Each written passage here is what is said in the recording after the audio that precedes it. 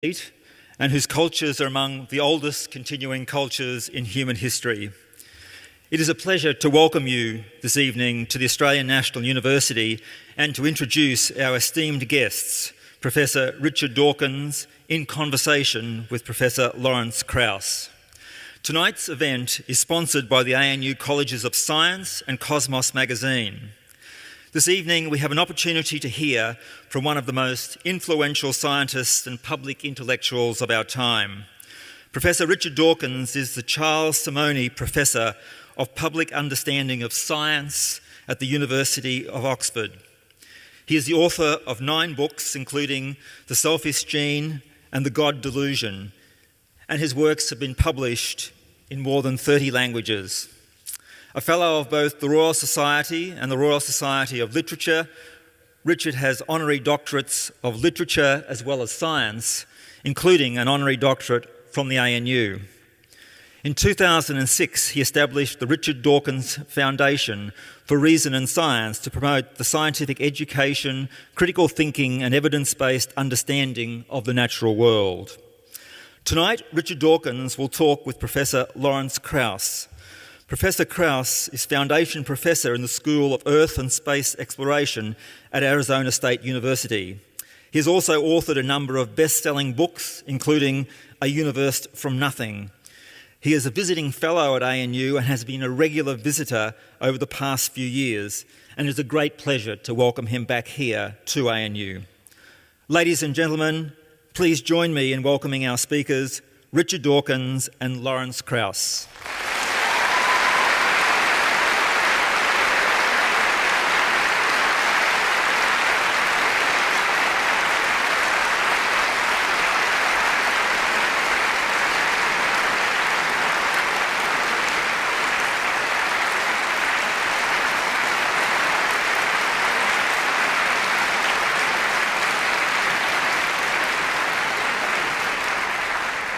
Thank you very much.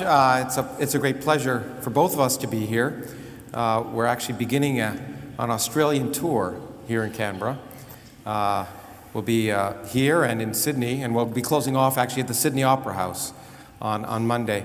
And in the middle, we'll both be attending the Global Atheist Convention in Melbourne, the largest convention of atheists in the world. I should begin with some housekeeping details. First of all, the way this is going to work is that Richard and I are going to have a conversation, and we'll talk about that in a minute. And then after we're finished, the floor will be open for questions, and there are microphones at either end of the auditorium and also up in the second level, so you don't have to jump down. And we'll go on as long as the questions are interesting. And the format of the conversation is somewhat unusual, perhaps, but about 5 years ago, Richard and I were asked to speak together at Stanford University in the United States, and Richard insisted that we do it without a moderator, because, as he pointed out, moderators always stop things just when they're getting interesting. So we've tried to have some conversations without a moderator, and that's what we're going to do tonight. And we're never quite certain where they're going to go, and we will see. We have some ideas of topics we'd like to discuss, but we'll see where they go. I actually want to begin, Richard, speaking of moderators. Some of you may have watched TV last night. And did you see Q&A, a few of you? Yes. Well, it was an interesting, I don't know whether interesting is the way to describe it, but it was a program that I want to spend a little time talking about, and maybe you might want to comment on some of your concerns about that program. Well, I suppose my first concern arose when I was announced and the audience went. And then Cardinal Pell was announced and it went, rah, rah, rah. And I couldn't help feeling that this was not exactly a representative audience of Australia. I don't know how the studio audience is chosen for Q&A, but I had my suspicions at the time, which I think have rather been confirmed, that there was some fairly smart footwork, which I suppose they're rather good at, and maybe we're not so good at, and maybe we should learn how to stack the audience. Learn how it's done. You've got to be a bit politically savvy. But I think that more importantly, going back to your point, Lawrence, about moderators, I really did think last night the moderator got in the way, because we could have had a searching conversation, which I would have enjoyed, but just as it got going, and just as the Archbishop had dealt himself enough rope to hang himself, the moderator jumped in with moving on to the next question and, as it were, rescued him in the nick of time. And so I thought that was a fairly good illustration of why we don't want moderators.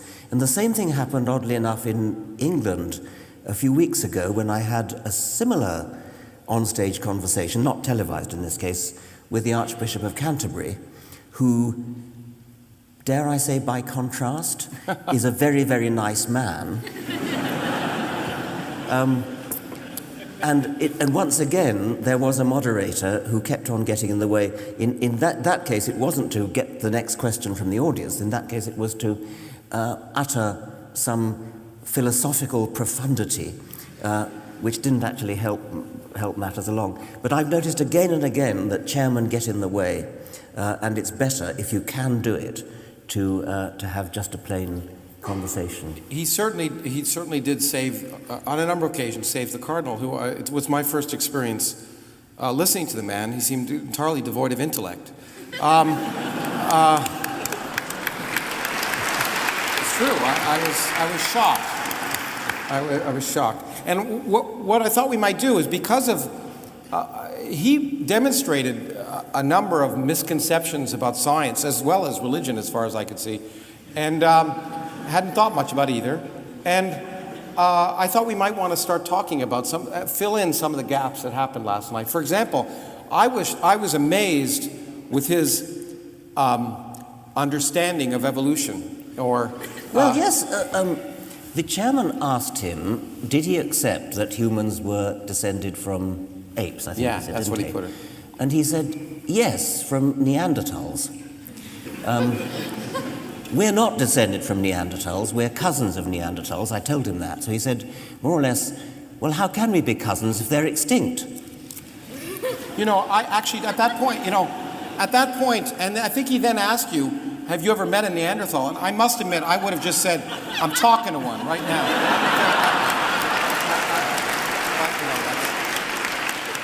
But I think, it is one of the biggest misconceptions about evolution, in the sense of how it works. And the idea of speciation is a very non-intuitive concept, which is one of the reasons that I think many people have problems with evolution as a concept, because it doesn't happen on a human time scale, and you don't. I've testified before school boards in the United States about trying to keep evolution in the schools, which are constantly, there's a battle all the time to try and get rid of evolution. And I'm always told, why aren't I seeing apes turn into humans right now? Yeah. And it's a constant harangue. So maybe you want to talk a little bit about that. Well, that is one of the commonest things. I'll believe in evolution when I see a monkey turning into a human. It's as though they think it happens overnight. And it is true that it's very, very hard to grasp the sheer immensity of the timescale that's involved. We as humans are used to a timescale of years, decades, centuries we can just about cope with, even millennia, but then millennia start to feel a bit kind of mysterious and, lost in the mists of time. 1,000,000 years is something we can't really grasp. 100 million years is something completely beyond our comprehension, and there have been various attempts to dramatize it, things like, representing the whole of the span of life by 24-hour clock, and humans appear, I don't know what it is, 5 minutes before midnight or whatever it is. Another one is when you hold out your hand, your arm, and you say the middle of your neck is the origin of life, and then it's all bacteria out to about there, and then dinosaurs come in about there, and fossil humans, sort of recognizably Homo sapiens, come in about the tip of your fingernail. And the whole of human history, the whole of recorded history, the Egyptians, the Babylonians, the Assyrians, the Hebrews, the Romans, the Greeks, all falls in the dust of one stroke of the nail file. That's not my own, that's somebody else's, but I think it's rather a good one. And you can't really get to grips with evolution unless you realize what an enormous amount of time that there is. And it's quite clear, I think, that the Cardinal didn't really understand. But that, we are actually descended not just from apes, but we're descended from fish, we're descended from bacteria. But also even the question, I thought, by the way it was put by the moderator, we're descended from apes, gives the impression that we are descended from creatures that now exist contemporaneously with us, which of course is not the case. That's one of the commonest misconceptions. And you hear it in the form of, well, if we're descended from chimpanzees, how come there are still chimpanzees? We're not descended from chimpanzees. Even if we were, there's no reason why they shouldn't go on living with us. It doesn't mean they have to go extinct. Although we seem to do a very good job of making things extinct that are going with us. Well, that's true. You could say if North Americans are descended from Europeans, how come there are still Europeans? Excellent. Or Australians, for that matter. Well, as ignorant, I personally took affront to something the Cardinal said. I bet you did. Yeah. Because as ignorant as he was of biology, he was, what upset me was he was disingenuously ignorant about, and I thought ungracious to you, in fact, in that context. Well, I think, there was the question that came from the audience where somebody said, I'm holding nothing in my fist, and you can't make something out of nothing. Which of course was a reference to Lawrence's book, Something from Nothing. The whole point about modern physics is that you can't do it by common sense. And that's why you need physicists. If you could do it by common sense, that's really it. If you could do it by common sense, you wouldn't need Lawrence. So I'll take that as a compliment, Richard. Yeah. So it is very clear from reading reviews of your book, Something from Nothing. First of all, I should say that I was very proud to have written the afterword to this book.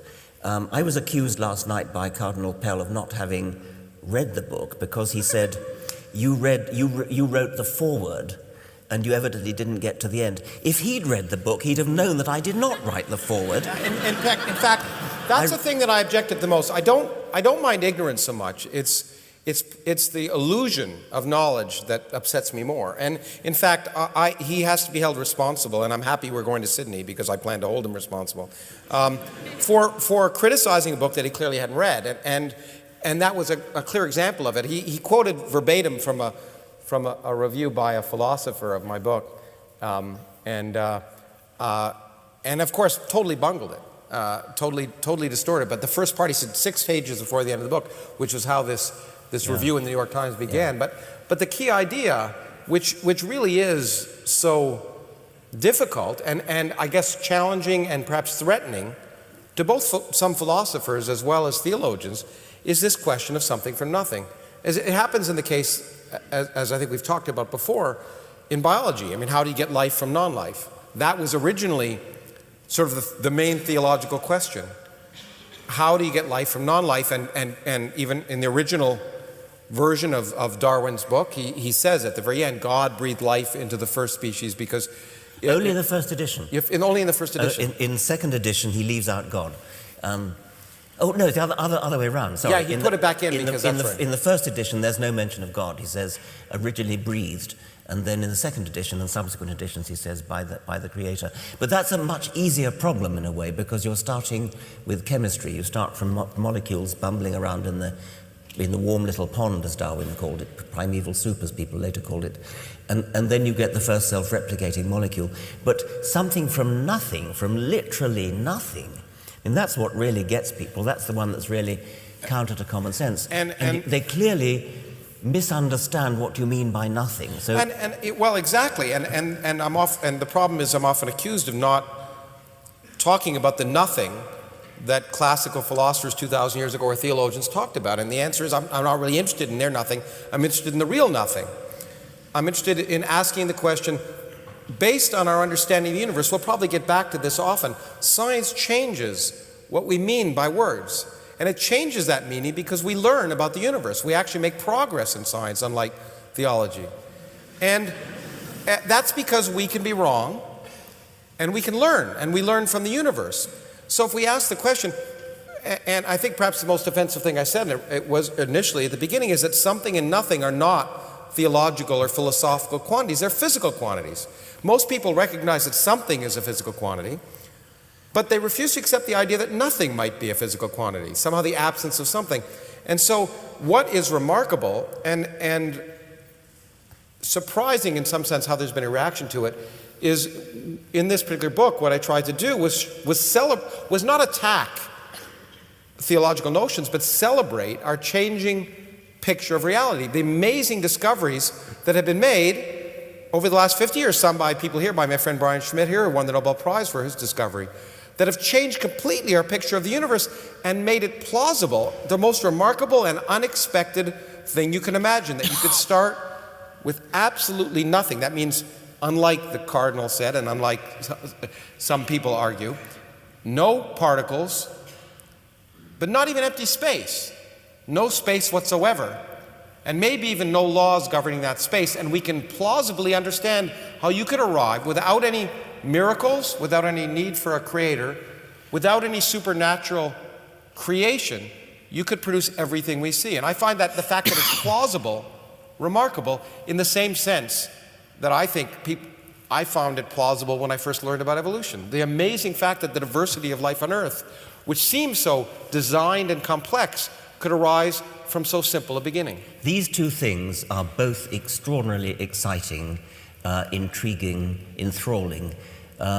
Clearly life is, clearly the idea that you can start with nothing but chemistry, the ordinary laws of chemistry, and end up with us and kangaroos and oak trees and wombats. I mean, that is the most astonishing fact. But you know, even more astonishing is that you can get physics, you can get matter, you can get everything from nothing. They are, because it seems like you should violate some law that, and out of, as classical philosophers said, out of nothing comes nothing. But that's, the interesting thing is that's based on common sense. But as you pointed out, the world doesn't care about our common sense. Our common sense should be determined by reality, by the evidence of reality. And in quantum mechanics, for example, which is an area of physics I am involved in, defies common sense. Everything we think is sensible about the universe at some level is not true. You and I appear to be in one place at one time, but electrons can be in many places at one time. It seems impossible. It seems illogical. And I have a T-shirt that my dear partner who lives here in Canberra gave me that says 2 + 2 = 5 in the limit of extremely large values of 2. And, and the point is, 2 + 2 in the limit of large numbers, common sense goes out the window. And once you add gravity to the mix, everything changes. And one of the things that we've discovered about the universe that's so amazing is that the total energy of the universe could plausibly be precisely zero, even in spite of the fact that it's full of stuff. And once that realization occurs, you realize that maybe there's a way to create it from nothing. And then we've learned that the nothing of the classical Greeks and of the Bible, an eternal empty void, is certainly not nothing, because empty space is a boiling, bubbling brew of virtual particles. And in fact, we discovered that nothing can weigh something. That's what, in essence, the Nobel Prize that was given to Brian and his collaborators were here for. Nothing actually weighs something. So the whole idea, there's not much difference between nothing and something. And for some reason, that offends people. The fact that really answering the question, why is there something rather than nothing, is really akin to saying, why are some flowers blue and some flowers red? Or maybe even the question that used to be important, Kepler would have asked, why are there 5 planets? And he thought they had something to do with platonic solids. And of course, now we know that there are 9 planets, and there are 9 planets. Pluto is a planet. Don't believe it, whatever one says. My daughter studied Pluto in grade 4, and she's certainly not going to go back, I promise. But we realize that's not an interesting question anymore, because there are many different solar systems, and the question is, not why are there 9 planets, as if there's some profound purpose of 9 planets or 8 planets, but how did it come about that our solar system has 9 planets, and other solar systems may have 6, or other ones may have 12. In fact, we've discovered, when we discovered planets around other stars, that things we never thought were possible in terms of solar systems, things we never imagined possible, solar systems with planets the size of Jupiter right next to their sun. All these things that we thought were physically impossible are actually possible because the universe continues to surprise us. And so it doesn't care what we like. It doesn't care what we think is sensible. But I suppose things like planets the size of Jupiter being very close to their sun, I mean, that's surprising, but it's not surprising in the same way as the idea that there could be literally nothing from which something suddenly springs. And I mean, it is very hard to grasp it, and I certainly can't grasp it. The reason why it's hard to grasp from an evolutionary point of view, I suppose, is that our brains our brains are tools for making sense of the world in which our ancestors had to survive. And they had to survive in a world in which things didn't move very fast, nowhere near the speeds where relativity starts becoming relevant, and also were large. And so quantum mechanics didn't have any effect. So we live in a very, our ancestors' brains were naturally selected in an extremely restricted range of phenomena that had to be understood. And so common sense equipped us to be very bad physicists. And so you have to emancipate yourself, just as I suppose our medieval ancestors had to emancipate themselves from the idea of a flat Earth. I mean, they would have thought it incredible that here we all are in Australia upside down. I mean, that would have been very worrying to a medieval people in Europe. Now it's commonplace. Do we dare hope that there will come a time when even quantum mechanics is commonplace to every child? I'm not convinced that it's really understood by every physicist. When I ask physicists, some of them say, well, don't even try to understand it, just do the mathematics. Well, in fact, I mean, I wrote a book before this one about Richard Feynman, who was one of the people who changed our view of quantum mechanics, and he said he didn't understand quantum mechanics. Yes. I think at some point, as you point out, our brains, just like when we talk about the universe, space is curved. Einstein discovered with general relativity that space is curved. And when I talk about a flat universe or a curved universe, how can you picture that? Because we're talking about a curved three-dimensional universe. But we can't picture a curved three-dimensional universe because we live in most of us live in a three-dimensional universe. The Republican candidates in my country don't live in a three-dimensional universe. And so there are just some things that our brain is not equipped to intuitively understand. And one of the amazing things about science, and I think we'll come back to that, is that it forces us to realize that our myopic picture of reality is just that there's far more to the world than we see, and we have to recognize that what we think is natural or normal when it comes to culture, mores, or physics is not that way. And I think that, for me, that's probably the greatest gift of science, is that it teaches us that we need to go beyond ourselves. I think it's something we need to be proud of our species for, because our species, I mean, every species is designed by natural selection to survive in its world. And we were never designed by natural selection to understand modern physics. And yet our brains, amazingly, through emergent properties, are capable of reaching way, way outside the bounds that our evolution apparently set for us. I think I'm very proud to be human. Well, that doesn't mean I understand it, but I'm proud that other members of my species do. It is really amazing, and in some sense, to me, that fact that we have a consciousness, people often say that if you give up God, you give up human dignity, but to me, it's the exact opposite. And Steven Weinberg, a physicist, said that religion is an assault on human dignity. Because the remarkable fact that we're conscious, that we're able to ask these questions, to me, gives meaning to our lives. And we don't need imposed meaning from elsewhere. Yeah, that's right.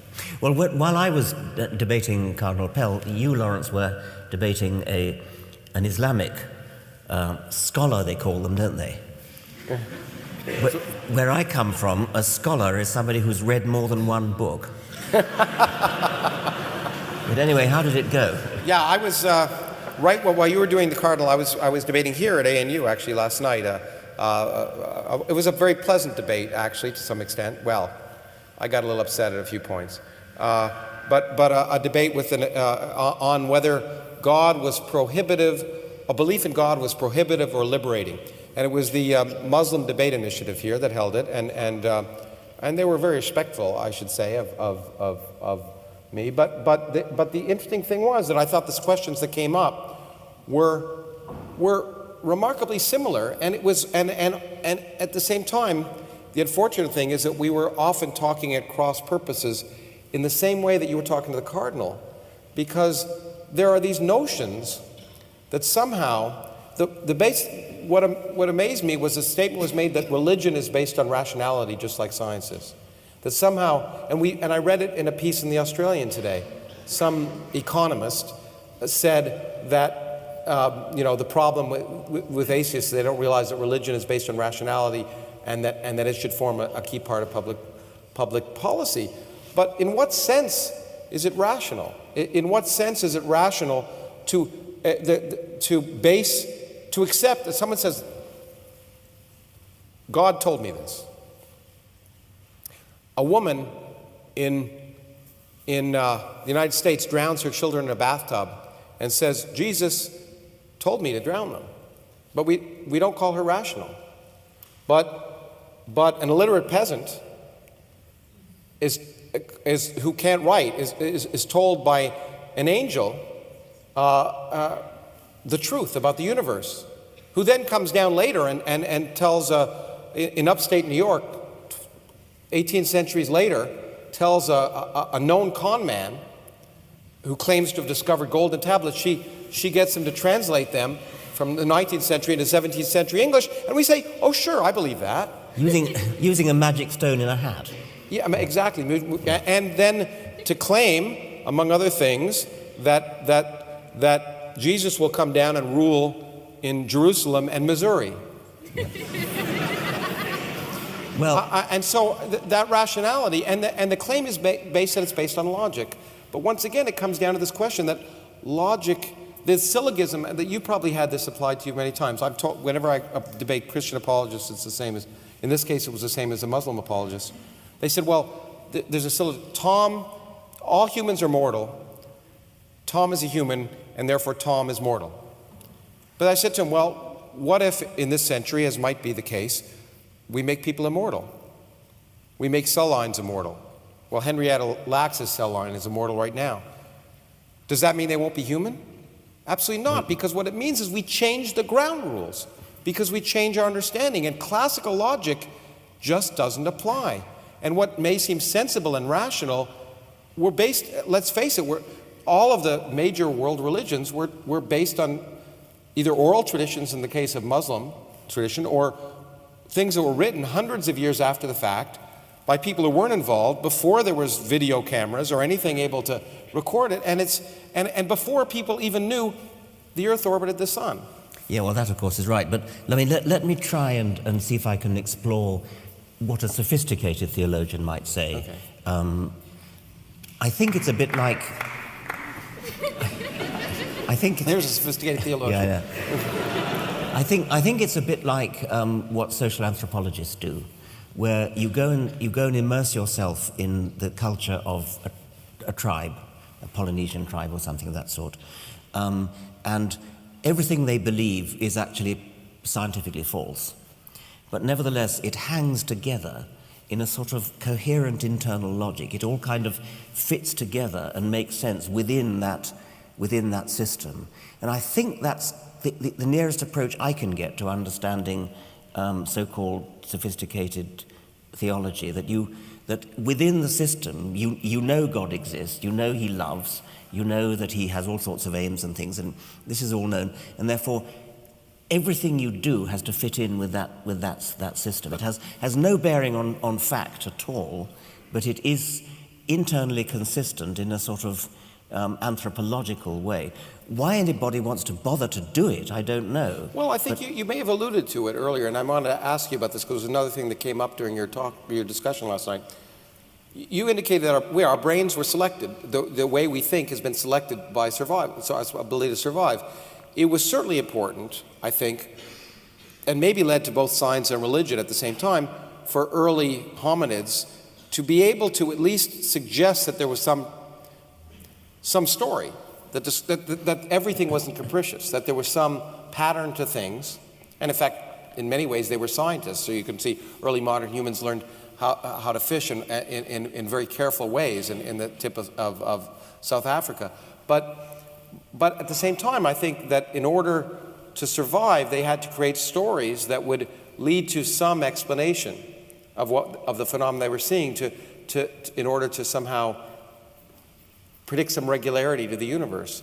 And those stories must have become religion at some point, and as the person questioned you last night about providing solace, that whether religion provides happiness and makes people live longer. But the question is, does it work? And one of the things that didn't come up last night I wanted to ask you about, we were talking about, is you admitted that there may be some studies that suggest that if you find solace in God, that you might be calmer, happier, or whatever. But what wasn't talked about was the fact of prayer.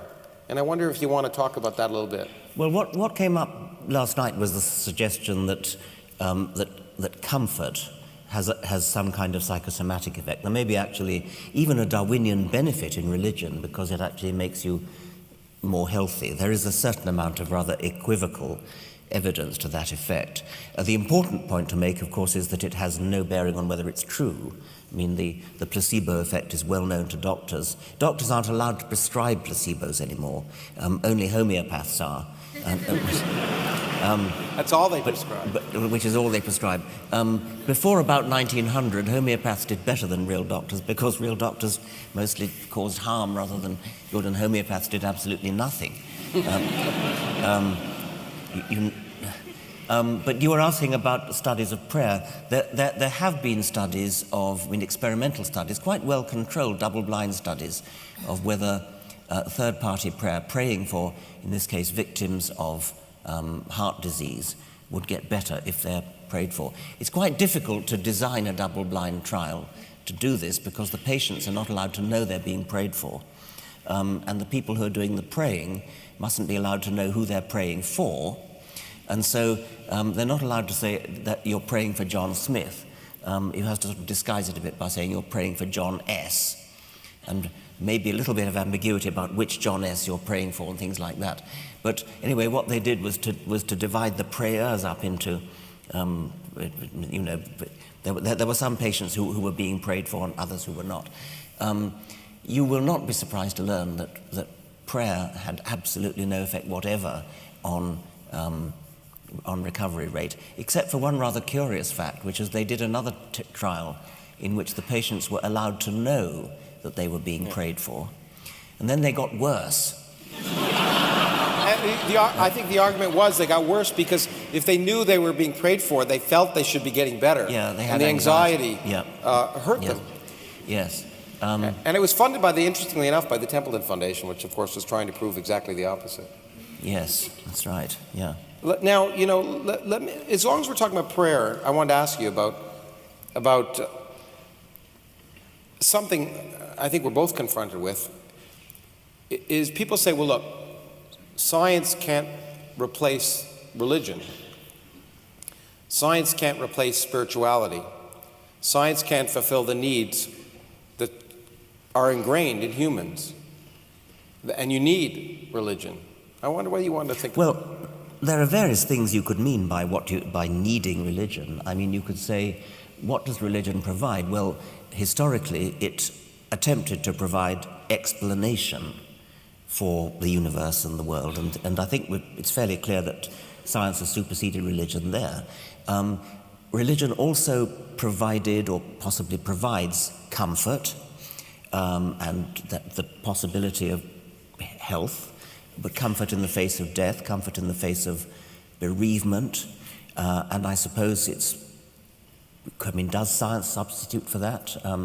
Well, I suppose it does in the form of drugs and improved medicine and things like that. It does provide a lot of comfort. It doesn't provide you with the promise of life after death. It's not clear to me that religion's view of life after death is necessarily comforting. Oh, yeah, I brought that up last night. The last thing in the world I would ever want to be is stuck for eternity with my Yes, in-laws. I think what may be frightening about the idea of dying forever is the idea of eternity itself, and it's eternity that's frightening, whether you're there or not. I think, on the whole, eternity is so frightening, I'd rather be under a general anesthetic for eternity, which is exactly what's going to happen. At best, yeah. But the other thing, of course, is that some religions, at least, promise an eternity in a lake of fire, and every time your skin burns off, you grow another skin, so as to keep the pain going. There's a kind of inverse relationship between the magnitude of the threatened punishment that a religion offers in its particular hell and the plausibility of the threat. If the threat of punishment after death were the slightest bit plausible, it wouldn't need to be so absolutely horrible in order to carry conviction. It's because it's not plausible that it needs to be so horrifying. But anyway, the possibility of consolation is another thing that religion is supposed to provide. Religion is supposed to provide morals. Well, I hope to goodness nobody here gets their morals from religion. Certainly not the Old Testament. Certainly not the Old Testament, and preferably not the New Testament either. Yeah, exactly. Or the Quran, I would say. Or certainly not, yes. But perhaps the main thing that religion might have been thought to provide is what's sort of loosely called spirituality. And there, I think, probably science, depending exactly on how you define spirituality, science probably does have quite a lot to offer. I'm looking forward to going to visit the observatory tonight and seeing what I hope will be a clear view of the Milky Way, which in the southern hemisphere is a lot more exciting than it is in the northern hemisphere. So I'm looking forward to that, and that will be, I confidently expect, something like a spiritual experience. Well, I think for many people it is. Whenever I give a lecture, I show pictures let's say, from the Hubble Space Telescope, a picture of a cluster of galaxies. I mean, the poetry of it, well, we've both talked about the poetry of science, but the spiritual inspiration you get from looking at a picture of a cluster of galaxies located 5 billion light years away from us, where every dot in that picture is a galaxy. The light from those stars left those stars before our sun and Earth formed, which means that now many of the stars in that picture don't exist anymore. And if there were civilizations around those stars, each of those galaxies contains 100 billion stars. Any civilization that existed around those stars no longer may exist. It just opens your mind to wonder.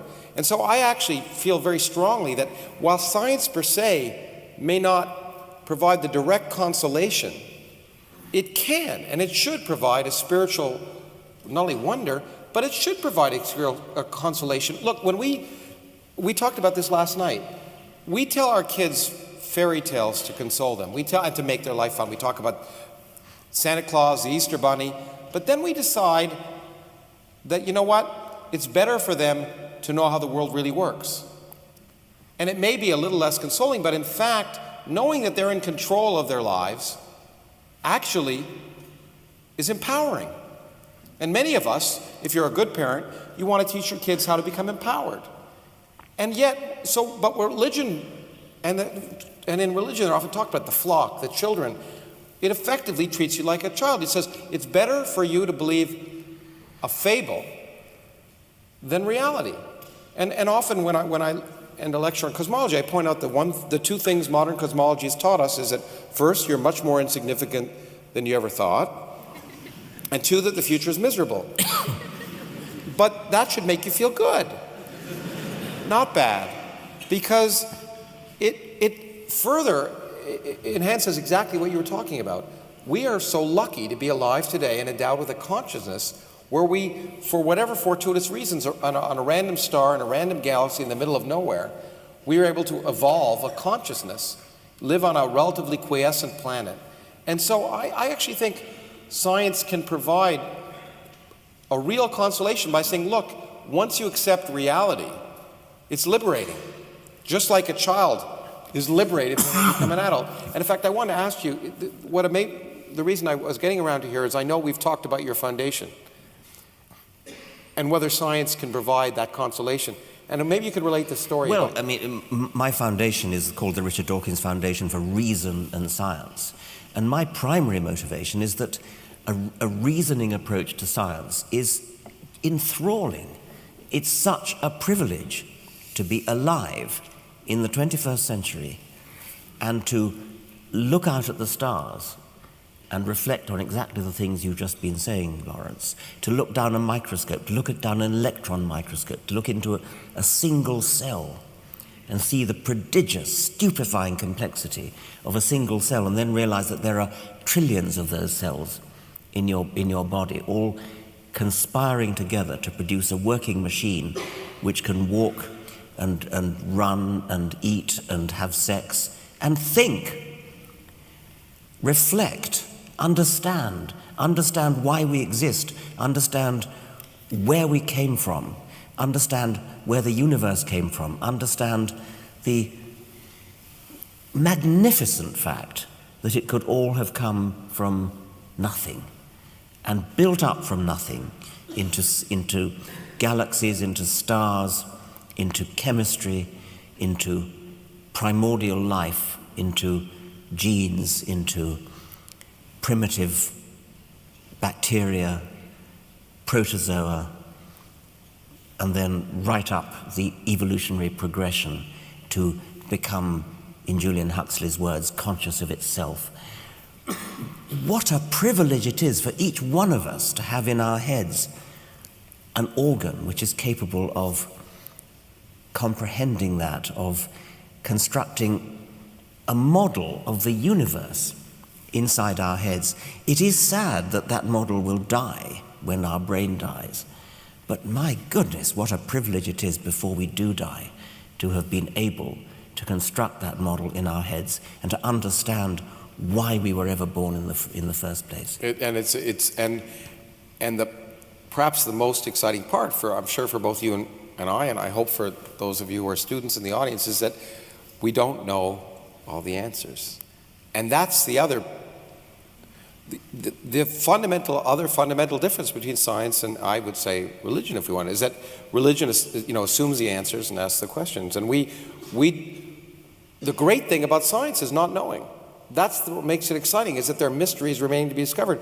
We don't understand the mystery of consciousness. We can talk about it, but we have no idea how it arises. That amazing that you have electrical impulses in your brain, which clearly, by the way, are very different than computers.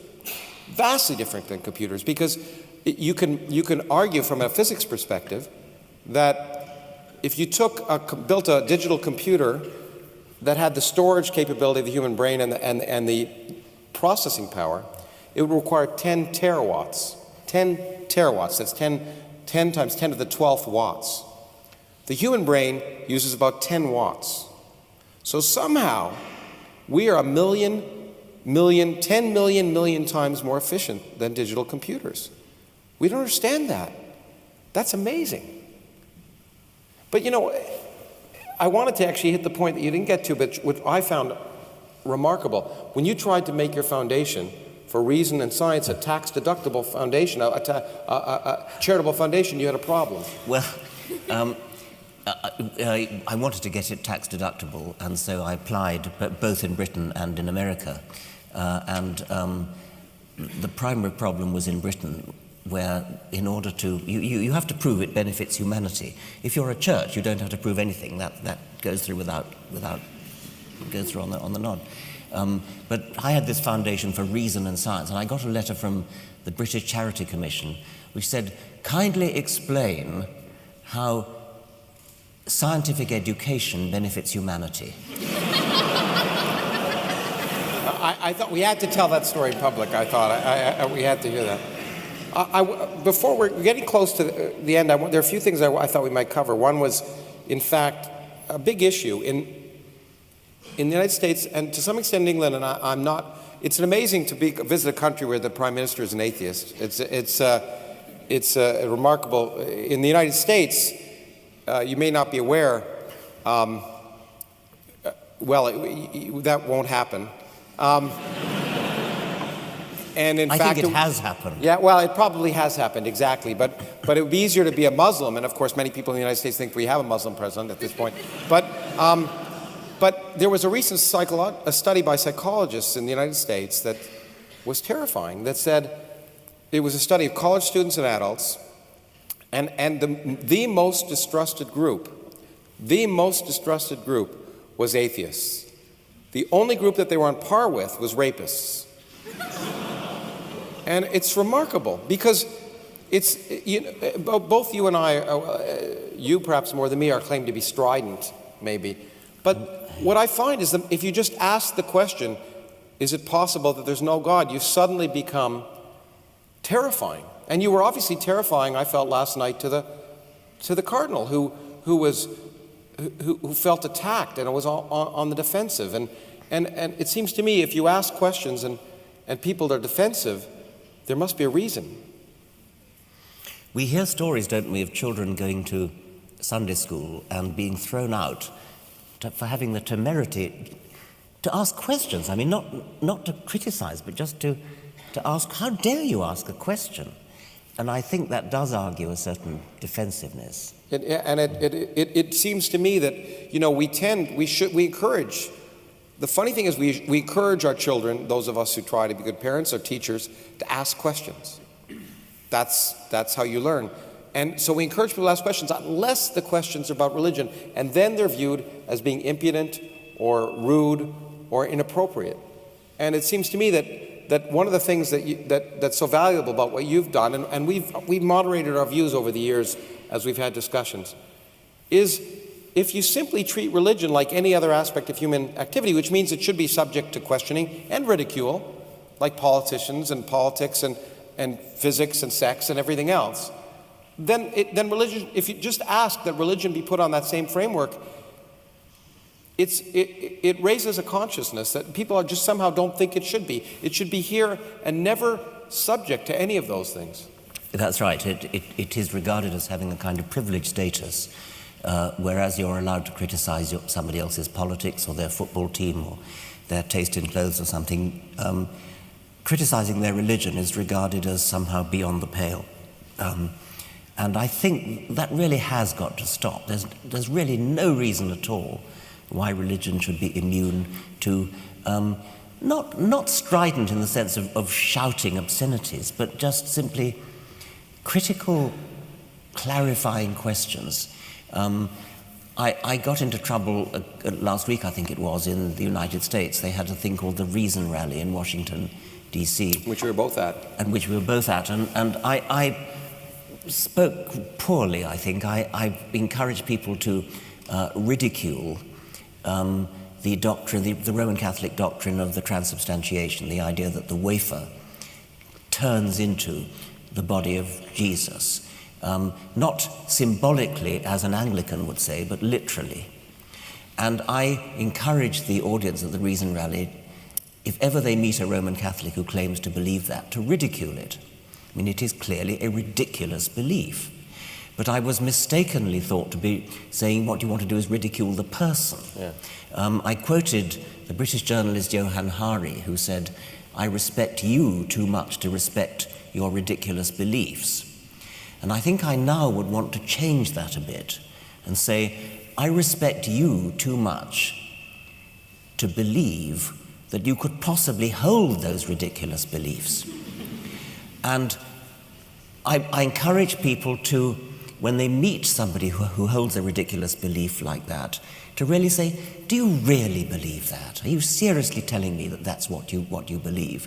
And encourage them either to deny it, in which case to deny the religion to which they claim to belong, or to defend it and say, no, it's not ridiculous for the following reason, and talk about Thomas Aquinas and accidents and things like that. And if they can convince somebody that it's not ridiculous, then well and good. But don't let them hide behind the screen of saying, oh, that's my religion, it's private, you can't criticize it because it's my religion. It should be criticized, and it should be defended if it's defensible. And I think that if that were applied to politicians who, at present in the United States, and it's obviously not true in Australia because you actually have an atheist prime minister, that in the United States there are 535 members of Congress, of whom 534 claim to be devout religious believers. Well, that's a statistical nonsense. Of course they're not. How could they be? And so what I tried to encourage Americans to do was to challenge your congressman or woman and say, I don't think you really do believe that. Come out and actually say so. Don't hide behind the screen of secrecy that says religion is a private matter not to be questioned. And that doesn't go down well in America because there's this deep-seated view that religion is somehow a private matter. But when you're trying to decide whether to vote for somebody, you want to know his policy on taxation, his policy on foreign policy, on the Iraq War. You want to know his policy on all those sorts of things. If you know that quite apart from his policies, he holds some utterly nutty belief, like that a wafer turns literally into the body of a first-century Jew, just because a priest blesses it. I mean, that is barking mad. And do you want to vote for somebody who's capable of holding in his head a nonsensical belief of that sort? And they should not be allowed to get away with saying, oh, that's private, it's religion. You can argue about my taxation policy, but you can't argue about my nutty beliefs. Well, and I think, but I want to sort of slightly differ with you there. Although I defended you the next day, I was on TV and they asked me about this ridicule question, and I pointed that, well, in principle, nothing's sacred. No idea is sacred, and ridicule, at least if you turn into satire, I like to tell jokes, and as a part of teaching. And I think it's a key part of life from Jonathan Swift on. I mean, the idea, satire is a way of illuminating the ridiculous inconsistencies of life in a more non-threatening way than confronting people.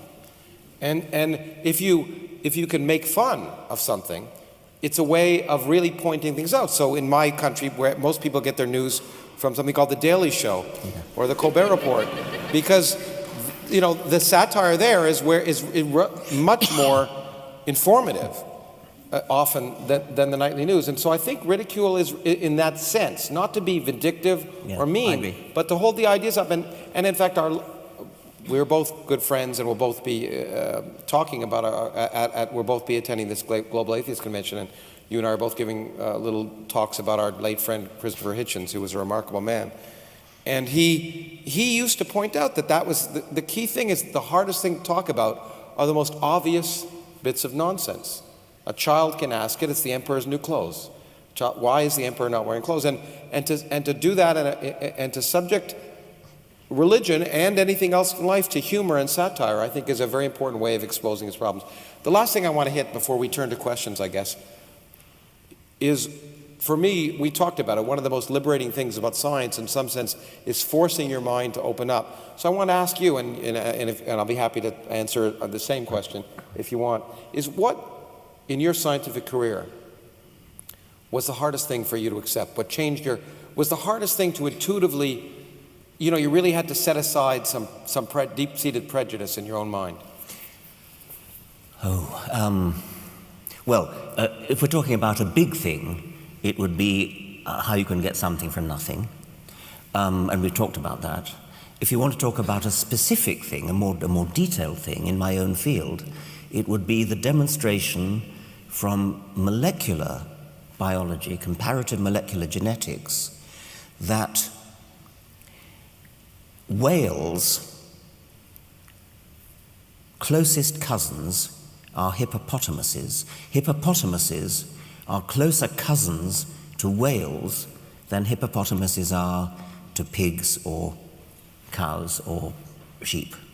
So in my traditional view as a zoologist, hippopotamuses were firmly within the even-toed ungulates, the cloven-hoofed animals, and we were taught as undergraduates that they were bracketed with pigs. So you had hippos and pigs, and then you had the rest of the even-toed ungulates, cows and sheep and things like that.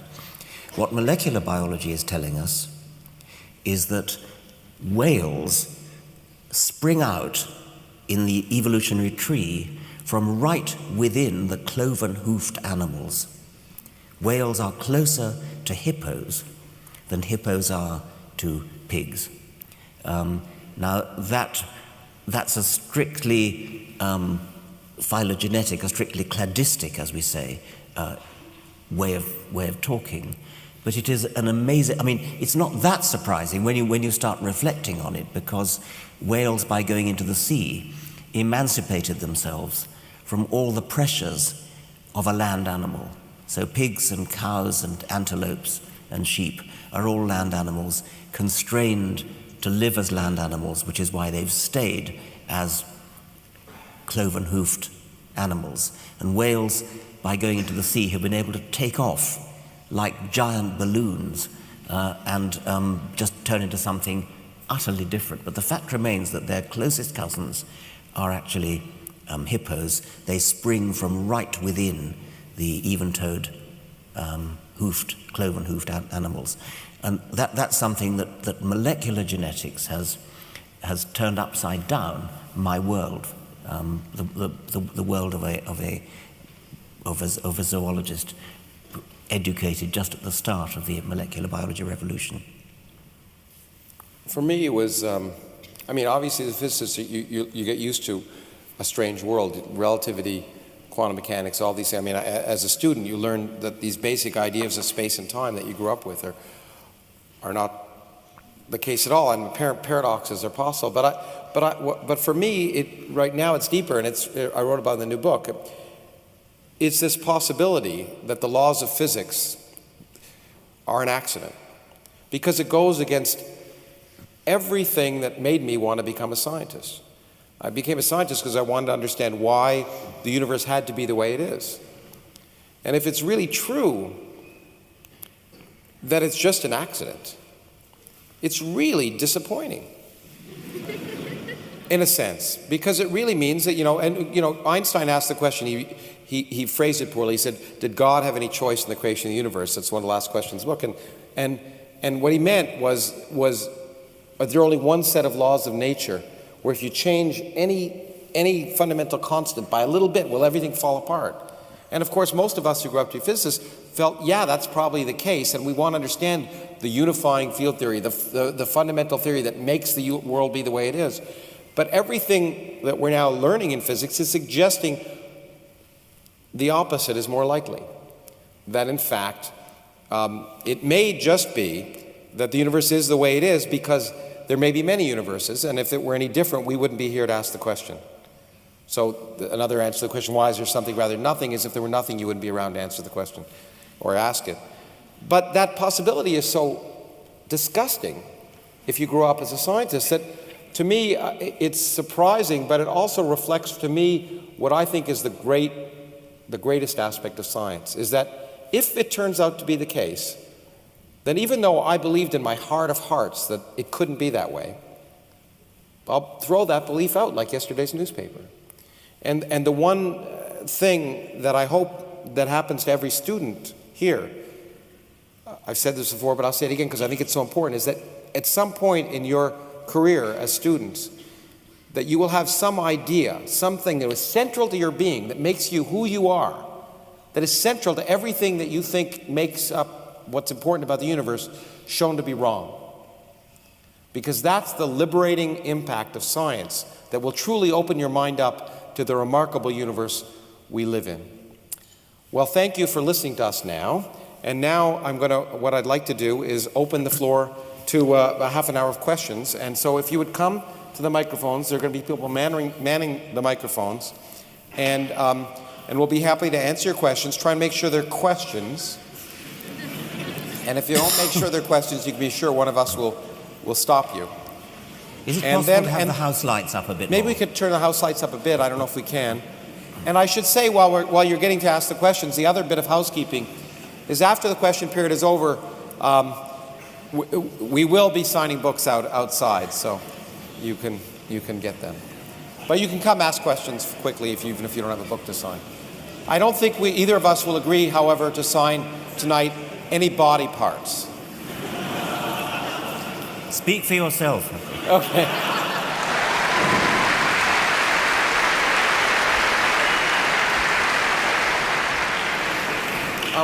Are we ready? Okay. Good evening. I just recently reread the book Ishmael by Daniel Quinn, and in that book he makes a very strong connection between Judeo-Christian religions and the idea that the world was put here for man, and not that man is of the world. And in it he said, unless we change this fundamental attitude that comes out of religion, or is strongly connected with religion, we will never really be able to tackle the environmental issues and to face the changes that we're going to need to make to improve the environment. And first of all, do you agree with that point of view? And do you think that we can truly make progress in changing the way in which humanity uses the resources of the world if we don't first tackle the fundamental problem of that religious belief? You want to start? Or? No, you start. Okay. It is a huge problem. In fact, it was explicitly demonstrated again in my country. There's a nut running for president called Rick Santorum. And he specifically, when it comes to climate change, which, by the way, in the United States is the vast majority of the public believe climate change is a hoax. All polls suggest that now because a tremendous amount of money has been spent on that. But using Fox News. Yeah, exactly. Yeah. But he's Rupert said Murdoch. that it's a hoax propagated by scientists who care more about the Earth than they do about humans. That humans have been given dominion over the Earth, and the Earth will take care of itself. So that is a problem. But at the same time, to be fair, there are movements, indeed evangelical movements in the United States. There's a whole wing of different religious groups that are now saying we have to accept the fact that the Earth is a dynamic entity that changes, and we're impacting in a negative way. So somehow that message is getting through, but I think you're absolutely right. If you don't recognize that the universe doesn't care about us, that it's not going to always make it right, then you're not prepared to address the challenges of the 21st century, which is one of the reasons, getting back to what I said earlier, why I think it's a problem to base your public policy on myths. It may be more comforting, but you'll be comforted all the way to the point where vast parts of the population of the world will lose their land. And so the comfort will lead you right over a cliff. Yes, I think the most obvious problem is that religious one. But even if we were to agree on what the best policy was to save the world, it's a bigger problem to achieve the political unanimity to actually put into practice what the scientists will tell us we need to do. So there's a very, very big political problem. Let me ask you a question to hear whether you're as pessimistic as I am about this. But I see no evidence at all that all of the challenges of the 21st century are now global challenges. They're no longer local, from energy to the environment to population. All of these things that have to be addressed, and I see no likelihood that the political systems of the world will allow those to be addressed. Instead, we'll have to deal with the consequences rather than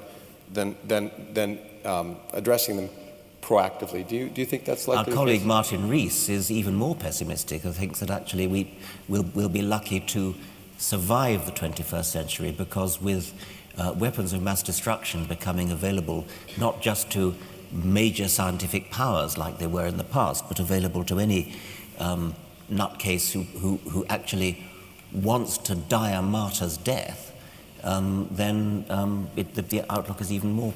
I don't want you to be depressed about that, by the way. I will say, I was telling Richard, a friend of mine, Cormac McCarthy, who's a writer and a very bleak writer, is a very cheerful fellow, and I asked him, how come you're so cheerful? He said, well, I'm a pessimist, but that's no reason to be gloomy.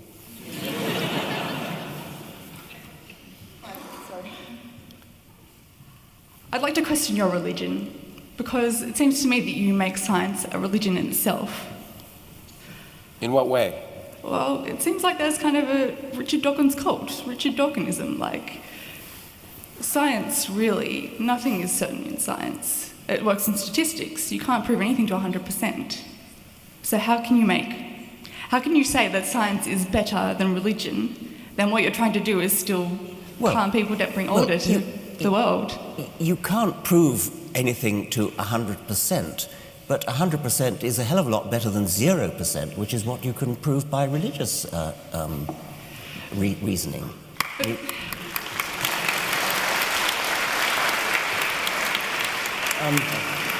I guess you're giving up. I mean, I think it. Let me try again on that. The idea that science is a religion, when in fact science is interested in evidence and is prepared to change its mind if contrary evidence comes in, that's very, very different from a religion. As Lawrence said earlier, in science we're constantly open to the possibility of having to change our minds, and science proceeds by progressive refinement and changing minds. And there are things that I suppose will never be disproved, things like that the planets orbit the sun. That's never going to change. I don't think that the fact of evolution is ever going to be disproved. It's always going to be true that we are cousins of chimpanzees and of monkeys and of kangaroos. So there are certain things that we definitely know to be true. The evidence is so overwhelming that in Stephen Gould's words, to object would be perverse.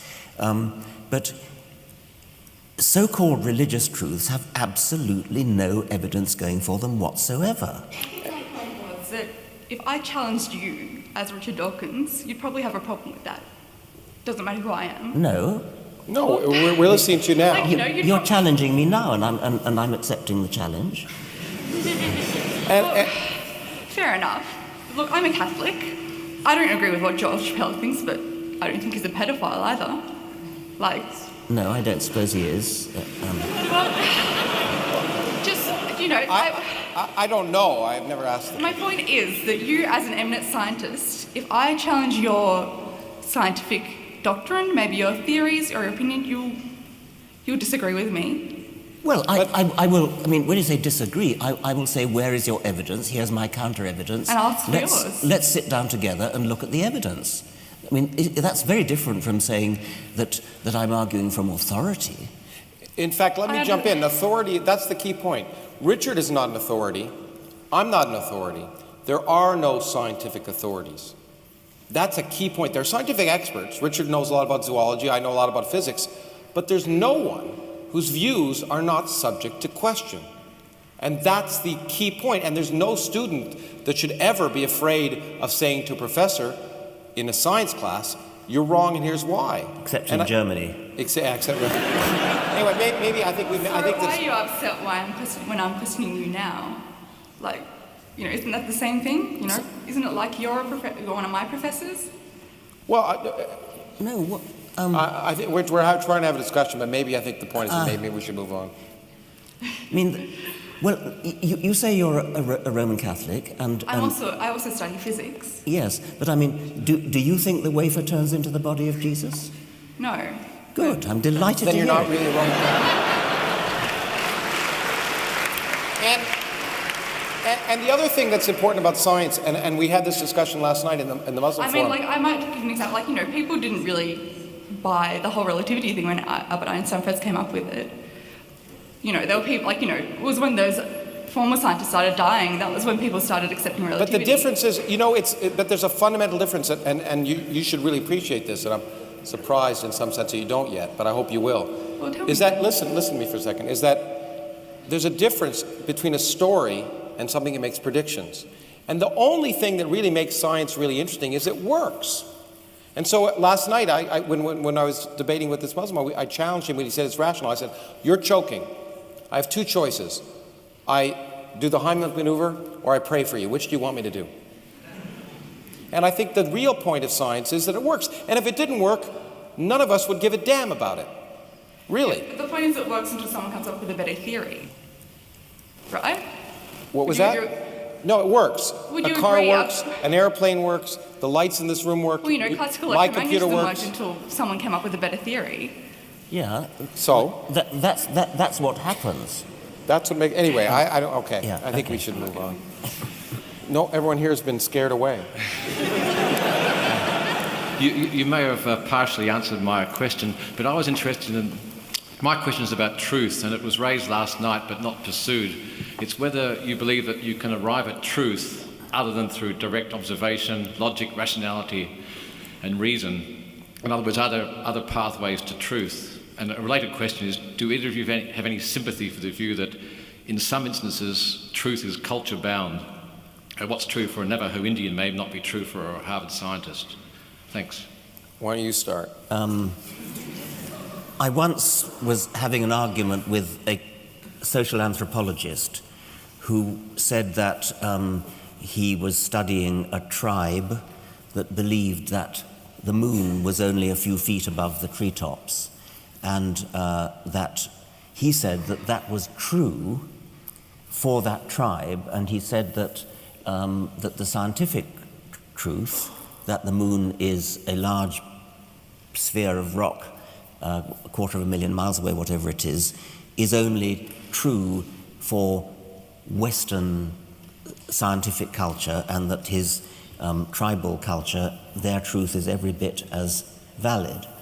I strongly objected to that on the grounds that Lawrence has just said, that the truth of science works. If you build things using what scientists think is true, then they work, and you can actually go to the moon if you correctly compute the necessary orbits, the necessary escape velocity, and so on. It works, whereas other culturally bound so-called truths don't work. And I think that's all there is to be said, really. And I also rather sarcastically said to the anthropologist, when you go to an international convention of social anthropologists, you get on board a Boeing 747, not a magic carpet. Exactly, and I think I've often said you're a hypocrite if you think the Earth is 6,000 years old and you drive a car, because the same laws of chemistry and physics that make the car work tell us the Earth is not 6,000 years old. But I want to sort of add to the point you said a little bit, because in fact you got hit on last night for reflecting an important aspect of science when you said you can't absolutely prove that there's no God, because it's true, you can't. But science another major misconception about science is that science is involved with the truth. Science cannot prove something to be absolutely true. There are no absolute truths in science. That's also how it differs from religion. Science can prove things to be absolutely false.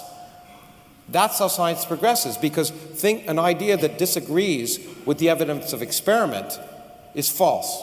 And it's false today, and it'll be false tomorrow. I can hold a ball up, I can predict that it will fall up, I check it falls down. That idea I throw out the window. I could say the Earth is flat. I go out, it isn't flat. We don't need constructive criticism classes forever to debate whether the Earth is flat or round. But what we do in science is we get rid of all the falsehoods, and what remains has an element of truth. But even if something satisfies the test of every experiment today, and in fact that's what this young lady was referring to, it doesn't mean that we won't discover we have to modify it, be it Newtonian gravity to general relativity, or classical mechanics to quantum mechanics, or whatever we're going to learn at the edge of physics or of biology. But so we progress, but we never say we know the absolute truth, because that is that's a claim that's an anathema to science. It's just not the way science works. In the gay science, Nietzsche identifies two forms of nihilism, or what he calls nihilism. One of those is the belief in some transcendental meaning, and the other is the crude denial of that meaning. Atheism being defined as sort of the opposite to theology, do you think in that respect, in some sense, it implicitly carries with it some parts that are theology, and in that way still is within a theological sort of framework? Oy vey. That's a technical term.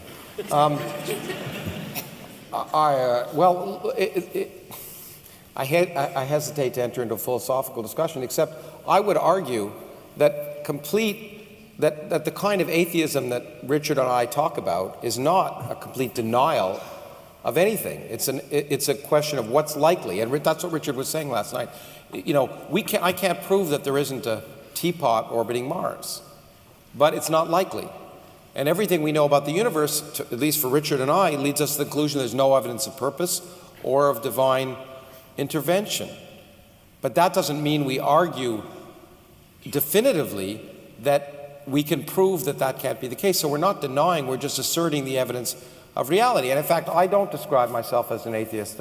I have learned from my friend, again, Christopher Hitchens, I describe myself as an anti-theist. Namely, I cannot prove that there's no God. I just certainly wouldn't want to live in a universe with one. I don't know if you want to add anything. No. Okay. A common claim made by religious people is that you cannot disprove the existence of God.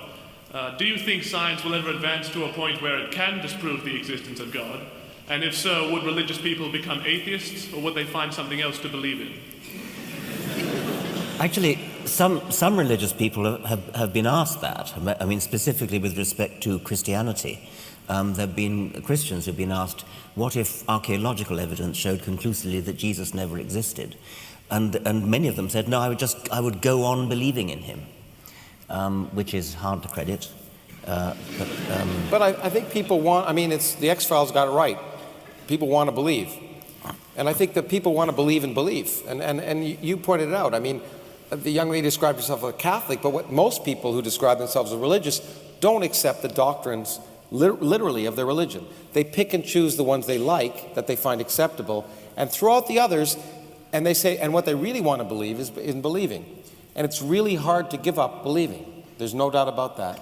But I would say, to answer your question, the assertion of existence of God is always not falsifiable, and science can only deal with questions that are not falsifiable. I cannot prove that we weren't all created here 35 seconds ago with the memory of a remarkable evening. I can't prove that.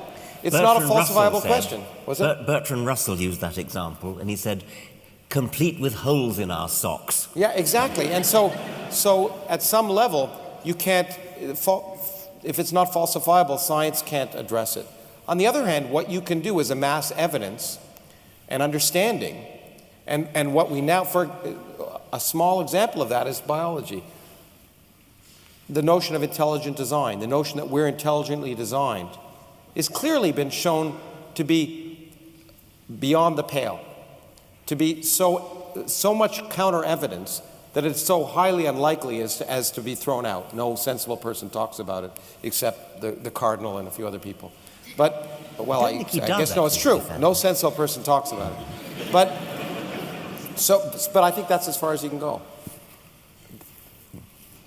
Hello.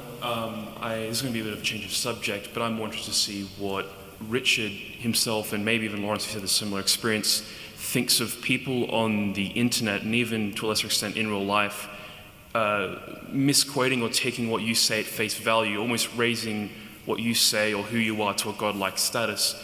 I'm sure there are people here who have browsed websites such as Reddit, seen things on Facebook, 4chan, of people who just kind of use you or people such as Carl Sagan, as Neil deGrasse Tyson, people who say important things and who are smart, obviously, but they just take what they say at face value. How do you feel about that being used in like an atheistic argument? You know, people kind of almost reversing the tables. They're almost treating you guys on like a godlike status as kind of, I don't know, how would you feel about that?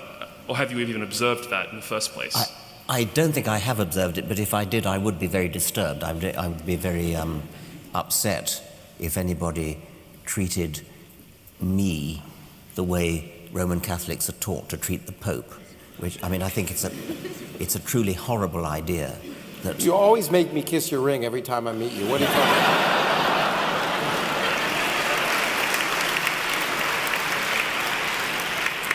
I think it's a truly horrible idea that anybody should believe something simply because person X believes it and tells them that that's what they've got to believe. It's one of the most disagreeable parts of the Roman Catholic Church, that it constantly argues from authority and passes the word down, especially when the word is frankly made up in the first place.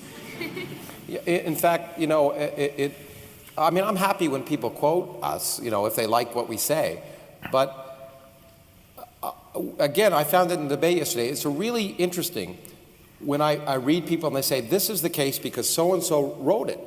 Because whether it's you or me or Carl Sagan or whoever, or a philosopher, and it's like, what does it matter what they say? That what they say, they could be wrong, you know. And so it really is important. Whenever anyone starts quoting something by saying so and so said this, say it doesn't matter what so and so said. You know, they could be wrong. What's the evidence for that? And so, yeah, I absolutely agree. It's an awful way of arguing, and unfortunately, it's the way of arguing in a number of different fields, and certainly theology is one. There's a famous story that Galileo was once demonstrating something through his telescope to somebody, and the man looked through the telescope and said, "Signor Galileo, your demonstration is so convincing. Were it not that Aristotle positively states the contrary, I would believe you." That's right. I think we have time. We'll take one more question here and one more question there. I'm sorry for the people who are over there, and you should have come over here. No, but anyway. Yes. Hi. I'm assuming you guys have both read the Bible properly. I'm interested in what your favourite story from the Bible is, simply because you can't read a book and not find something good about it. Like, I know the Bible is mostly a load of crap, sorry, people. But being involved with someone who has actually read the Bible and being forced to listen to it myself, I do know that there are some good ideas, morals, stories, whatever you want to call it. I'm interested in what your favourite one is. I'm not sure that I have a favourite story. I mean, my two favourite books of the Bible are the Song of Songs, which is not by Solomon, by the way. It's a collection of erotic poems, and at least in the authorized version, it's extremely beautiful. I suspect it's been completely murdered in modern versions. And the other one is Ecclesiastes. These two books come together in the Old Testament, and they're both lyrically beautiful in the 17th century English. And I read both of them frequently. I wouldn't call them stories. Neither of them are really stories, but they're hauntingly beautiful. Yeah, in fact, well, it's not surprising I agree. It's the lyricism of certain aspects of the Bible that are beautiful, and in fact, because if you think about how the Bible was written, it was written by taking songs, poems, the literature of the time, and sometimes adapting the most beautiful stories of the time. And in fact, a friend of ours, Anthony Grayling, who's a philosopher, remarkably, wrote a beautiful book, which I highly recommend, called The Good Book, which is, he tried to do in a secular way what the Bible did. He borrowed the most beautiful poems, songs, stories of right through human history, and put it in a way, in a form of the Bible, without mentioning God. But it's a book about how we've learned to live well, based on the most beautiful things that humans have said. And I think, I suspect that it's that beautiful lyricism of that part of the Bible that I've enjoyed reading the most as well, I think. It's not the story so much. I wouldn't take it in the modern translation. If you think about the most famous lines from Ecclesiastes, "Vanity of vanities, saith the preacher, all is vanity." At least one modern translation I've seen says, "Futile, futile, it's all futile." It won't do. But actually, that does relate to something that's often said, is that when you talk about the Bible, and one of the things, our comments that happened again last night to me, is that people say, well, you know, if you don't really understand what, the reason you're criticizing is you don't read Aramaic or Arabic, in the case of the Quran. And the answer, which again was given by Christopher Hitchens, is it's hard to believe that God is a monoglot. I mean, that somehow, if you don't read Hebrew, that you miss the point. Anyway, one last question. Upstairs. Oh, good. Yeah, we didn't get. I'm sorry. Upstairs. That's okay. Mike, I just want to say I wholeheartedly agree with everything you believe in, And I'm not... I believe in nothing. Let me make that clear. I don't believe in anything. Well, yeah, I'm agnostic, maybe an anti-theist. Belief is not a word I use. But I agree with you on everything, except perhaps your approach. And allow me to politely disagree here. I study political science, and in political science, if you look at history, the church, the scientific institutions, and the state have always been in constant conflict and turmoil. It's a struggle of power relations between these three sort of societal constructs. And it was the case in Darwin's time, and Darwin was very hesitant to even broach his subject of the origin of species because of opposition from the church and even some of his fellow scientists. We don't live in that same world today. But in politics, power comes not just from conflict. Power comes from collaboration. And I guess my only criticism of the atheist approach, as I see it, is that this idea of conflicting with religious groups, of politely ridiculing people with religious beliefs, can perhaps have more of negative consequence for furthering the reason and logic as things to as the higher purpose of society than it does good. And so I'm going to pose two questions to you. The first question is, what does success look like for, say, the atheist movement? And is success achievable through polite ridicule of people with religious beliefs? I think that's a very fair question. Yeah. And one of the things that Edward O. Wilson, he's gone off the rails in his latest book, but in an earlier book, he made the point that we have some really, really serious problems for humanity to solve. And the time is running out, and we need to get people of goodwill, whatever their religious beliefs or lack of them, to get together. And so he wants to compromise for precisely the reasons you're talking about, and to get decent, reasonable religious people on our side, as opposed to the nuts like Santorum. I think there is a lot to be said for that. And if your goal is, say, to make the world a better place, then I think there could be something to be said for making a compact with the relatively recent, people like the Archbishop of Canterbury, decent, intelligent religious people. If your aim, however, is to understand the universe, if your aim is that of a scientist, then I cannot help regarding all religions as somehow counter to that aim. And so I think I agree with you about the politics of making the world a better place. But my ultimate aim would be to try to understand the world and understand the universe. And there I can't help finding religion the enemy. It's an interesting question because it's similar to the first question we ever talked when we first met. We have somewhat differing views on this, although I think, again, we've come together in certain ways. But I'm sympathetic to what you're saying in many ways. The question is, what are you trying to achieve? I think as a scientist, absolutely, you cannot compromise. I agree with Richard and Carly. However, as an educator, which I also have a hat on, I firmly believe that I have no interest in arguing against God or religion. It's not of interest to me.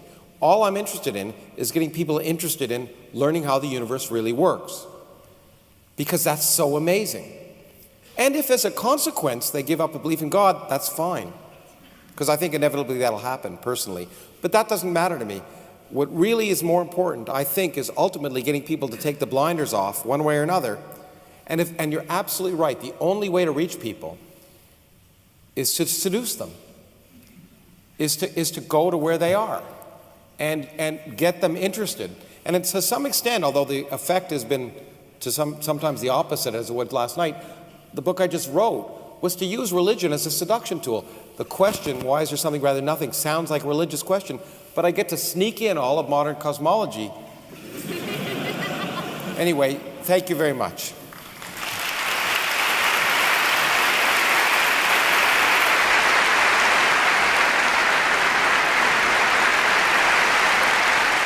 Richard, Lawrence, one of the things you can't do without a moderator easily is to thank yourselves. That's my role here. I'm going to be the moderator. It gives me a chance to have the last word too. Very, very grateful here. One of the things an institution like the ANU is about debate and ideas. And what we've heard this evening is a very intimate conversation, and that's really quite a remarkable thing to do in a place like Llewellyn Hall. But it's a conversation and questions and a debate about things that matter to us from two respected scientists in biology and in physics. And it's been interesting and enthralling. So once again, can you join with me to thank Lawrence and Richard?